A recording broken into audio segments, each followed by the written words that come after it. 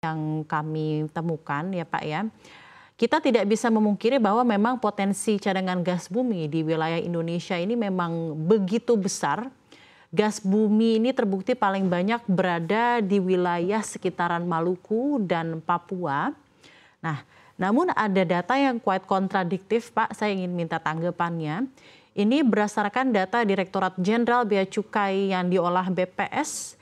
Ini 2022 ya Pak ya, Indonesia melakukan impor gas bumi mencapai angka 6,8 juta ton. Nah ini kira-kira apa Pak sebenarnya yang jadi akar permasalahannya? Silakan Pak Nur mungkin bisa disampaikan. Ya, terima kasih.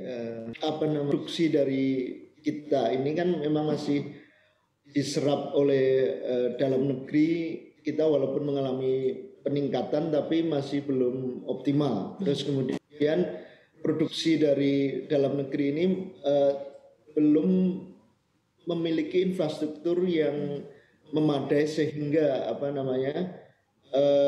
belum bisa tersebar secara cepat itu di seluruh pelosok tanah air yang memerlukan atau sebagai pasar daripada gas tersebut. Nah, mungkin yang dimaksud impor ini saya mungkin harus cek lagi data itu apakah berupa produk dari gasnya itu apa? Apakah misalnya LPG? Nah kalau LPG kan memang kita masih impor karena memang produksi di dalam negeri belum bisa memenuhi daripada demand-nya. Nah oleh kita bersama maka sebetulnya yang bisa menjadi substitut daripada LPG adalah LNG. Nah, itu makanya digenjot besar-besaran produksi daripada natural gas ini. Nah, namun demikian untuk LNG ini memerlukan infrastruktur. Nah, salah satunya adalah piping. Nah, IPA ini yang kita masih dalam kira-kira tahun 2022 mulai dibangun itu pipa Cirebon Semarang tahap 1 itu sebagai salah satu upaya untuk menyambungkan transmisi gas yang berasal dari Jawa Timur. Nah itu saat ini dari Jawa Timur sudah bisa tersambung sampai ke Batang dari Semarang Batang sehingga produksi dari Jawa Timur yang LNG tadi bisa tersalur. Nah ini kami kira Pak Didi dan teman-teman pelaku industri daripada gas sangat paham mengenai hal ini sehingga nantinya sistem 1 ini akan dilanjutkan dengan sistem 2 sampai ke Jawa Barat. Nah kalau sudah itu maka tersambung seluruh Jawa ini demand daripada LPG tadi yang impor pada daerah-daerah tersebut. Nah ini terus-menerus dilakukan karena tadi itu memang harus disubstitusi antara produk gas yang kita impor dengan produk gas yang bisa kita hasilkan dengan infrastruktur yang dibutuhkan. Ya. Baik, sudah begitu jelas Pak Nur. Silakan Pak Didi juga tanggapannya Pak, karena Pak Nur ini banyak bilang mengenai bahwa kedepannya adalah bagaimana menyediakan infrastruktur yang memadai agar produksi bisa terus ditingkatkan dan juga secara logistik bisa mencapai pusat-pusat demand gitu ya dari energi gas ini. Silakan Pak, seperti apa ke depannya? Iya, saya kira tadi apa yang disebutkan Pak Nur itu most likely benar ya, walaupun masih perlu diklarifikasi, dikonfirmasi datanya. Yang impor gas itu kita kalau natural gas atau seperti gas pipa atau LNG kita itu belum pernah impor. Yang sudah lama kita impor itu adalah LPG.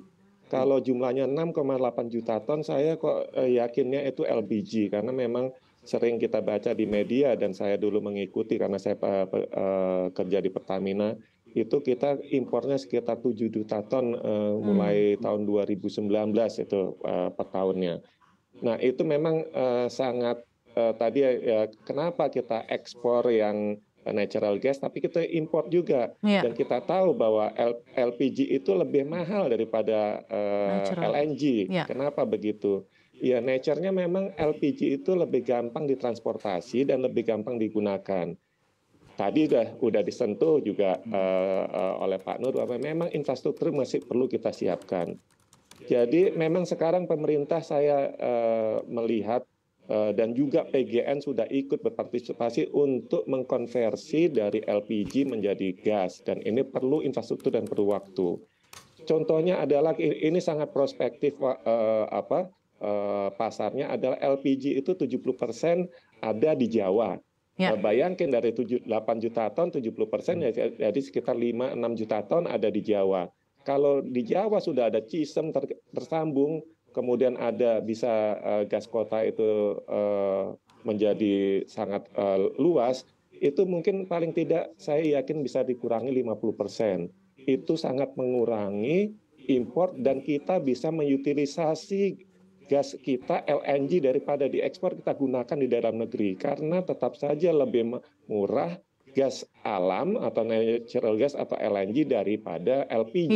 Ya. Itu saya kira jalannya udah benar pemerintah, tinggal bagaimana kita mendorongnya lebih cepat lagi. Oke, dari segi infrastruktur Pak, dan juga mungkin untuk melihat juga saat ini untuk pusat-pusat dari hulu mengenai sumber-sumber gas yang ada, kedepannya jika ingin lebih tersebar lagi dari segi sumber dan sampai juga kepada end user, apa yang dibutuhkan ke depannya dari segi infrastruktur? Kita ketahui juga temuan-temuan baru sekarang itu begitu banyak yang ada di lepas pantai atau offshore dan tentunya remote, contohnya seperti di Blok Warim, di Papua dan lain-lainnya. Apakah membangun pusat industri baru di dekat sumber gas itu bisa menjadi jawaban atau lebih baik untuk membangun pipa? Bagaimana teknisnya? Silakan Pak Didi. Makasih, saya kira dua-duanya ya Mbak. Terus terang aja waktu saya di PT Bada itu Mozambik, negara Mozambik, Kementerian Oil and Gas-nya datang ke PT Badak mau belajar bagaimana Badak Bontang bisa dikembangkan menjadi kota, dari hutan menjadi kota dan menjadi center of industry. Ini yang harus dicontoh, tetapi bukan berarti 100% digunakan karena marketnya ya terus terang aja kok di Indonesia itu ada di Jawa dan Sumatera dan mostly ada di Jawa, dan tidak mudah untuk membuat industri, memindahkan industri, walaupun itu memang secara sejarah itu bisa dipaksakan. Karena itulah saya mohon maaf ada istilah dulu bahwa untuk perkebunan di Sumatera itu mendatangkan orang dari Jawa. Bahkan di Lampung juga zaman Orba itu terakhir didatangkan dari Jawa untuk mengembangkan pertanian. Demikianlah. Nah, apakah juga kita nanti perlu transmigrasi ke Papua atau apa segala itu di luar dari pengetahuan saya.